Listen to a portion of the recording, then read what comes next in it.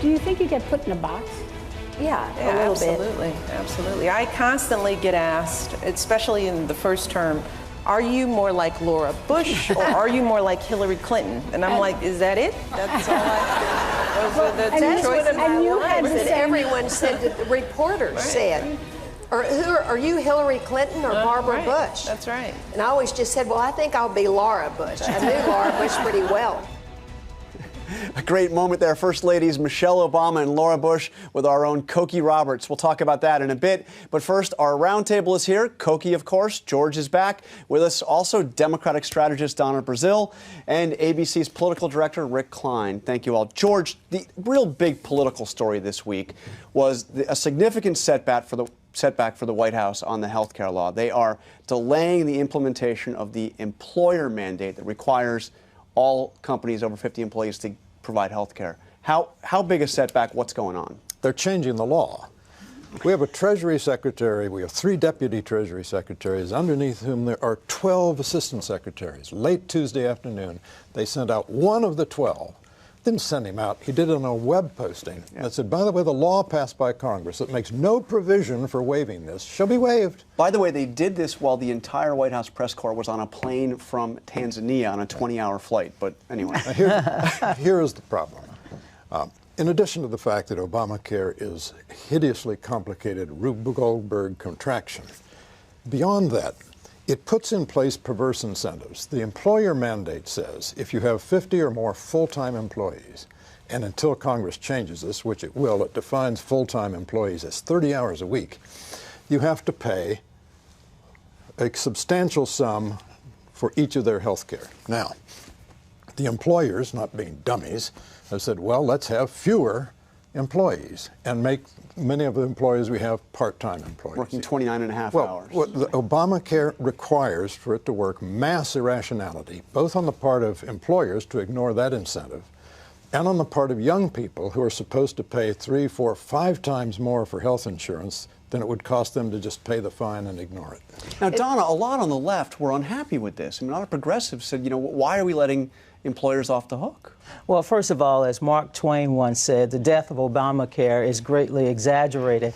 Look, 96% of businesses that with 50 or more employers already provide health insurance. Right. So this is not going to delay the implementation. It's not going to delay the law. The law will still go into effect on October 1st, 2013, with respect to the health exchanges. George, there's an 800 number, so you don't have to text. It's 318-2596, consumer call numbers. They're already providing information for people who are confused. It is a very complex law. It's a large bill. Well, but it's complex. It is complex. And when Massachusetts went through it, they had similar difficulties, and it was just one state and a fairly sophisticated state.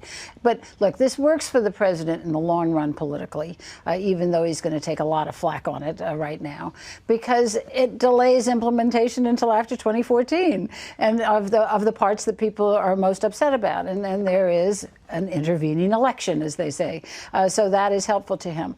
I do think, however, the Republicans are telling me that they think that they can now rev up the conversation on Obamacare again, which they love because they think that's a strong suit for them, and hope that immigration goes off the front pages as a result of it. Well, Rick, they've tried 43 times, is it, to repeal Obamacare. The administration was able to do something that the Congress has not been able to repeal, at least a part of it. That's right. And let's get ready for number 44 after this. Look, you have even Democrats saying that implementing Obamacare has the potential to be a train wreck. Well, now you have the prospect of a slow-motion train wreck.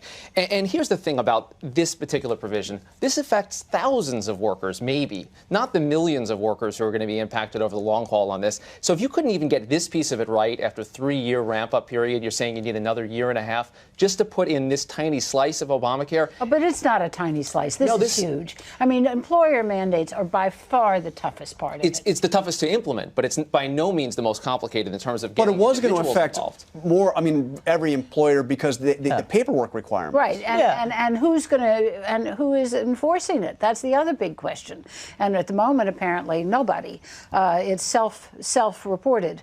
But that all of that is genuinely complicated. So there are policy reasons for delaying it as well as political reasons. But Cokie, what's happening right now is that HHS is giving out out grants to states to open up these health care centers.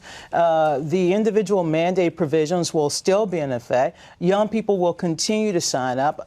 They're learning more about this program. So it's moving, but it's not moving as fast as some people would like to see. Both sides George, are going after quickly, women. Young people are not going to sign up if they can do elementary arithmetic, which they can. Second, why not just if their mama tell them to sign up, they're going to sign up. Why not suspend? That's not the way my children behave. Anyway, why indeed not suspend the individual mandate? Because the law doesn't provide it. The law means nothing to these people. And by the way, this is why, Cokie, this is going to affect the immigration debate. Because the House Republicans are going to say no matter what we write in the law, this administration will waive any provision it doesn't like. Okay, so let's get to immigration, because we have a big week coming up. And you now seem to have a consensus of virtually the entire Republican establishment that the immigration bill should pass. We heard from President Bush. Scott Walker weighed in on this. Even Jan Brewer out in Arizona is in favor of the Senate bill. But, Rick, it's not going to fly in the House. That's right. The establishment and the House of Representatives are not on the same page on this. There's no question about it. We all know the central question. It's going to come down to Speaker Boehner. Does he want to go against the will of his own conference in the interest of the greater good of the Republican Party, in a policy interest? And ultimately, does he want to sacrifice his speakership on this? And there are a lot of issues that you can foresee John Boehner be willing to go down in flames over. Immigration reform, it's hard to imagine that being on that list. And his argument would be, look, my main job is to hold on to the House of Representatives.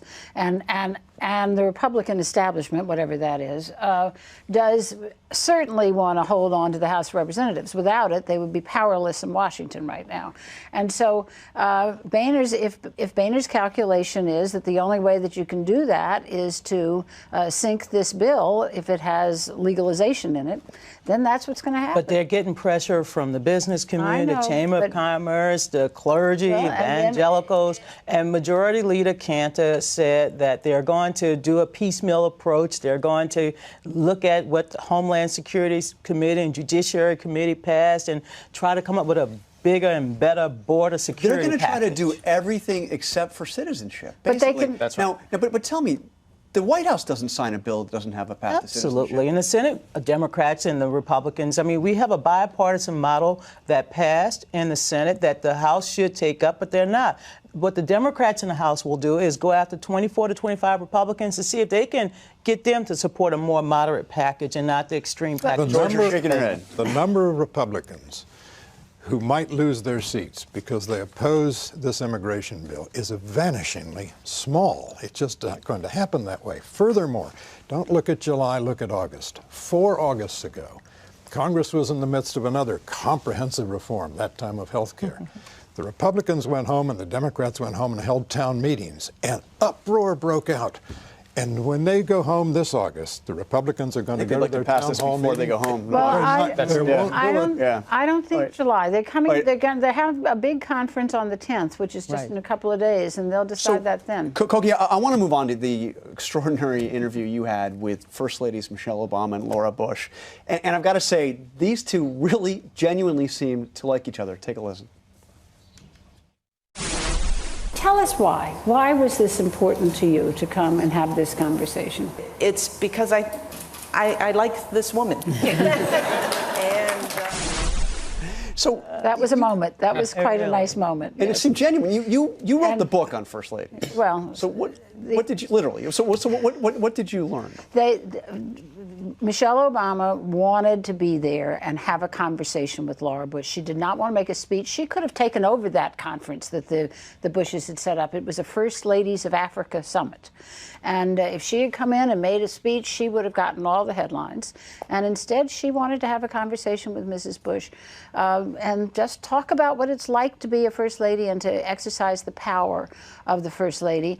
And it was very important to those women in Africa because they feel strongly that often when somebody is out of office, that person goes to jail or gets shot. Right. And the notion of seeing these two women from different parties who had succeeded, one succeeded the other, be there together, be civil, and be friendly beyond civil, was a very important message to send. Do you think we're going to see a more assertive Michelle Obama in the second term? Well, I think she's been assertive in her own way. You know, when they made that crack earlier earlier about being put in boxes.